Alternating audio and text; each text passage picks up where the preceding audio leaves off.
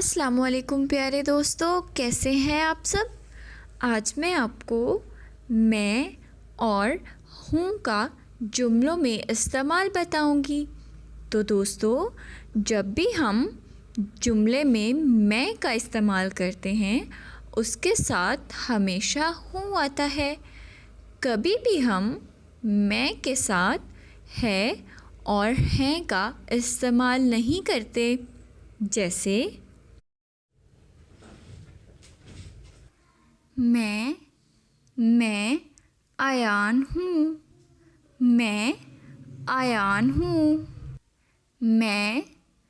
मैं 7 साल का हूँ, मैं 7 साल का हूँ। मैं हुरिया हूँ, मैं हुरिया हूँ। मैं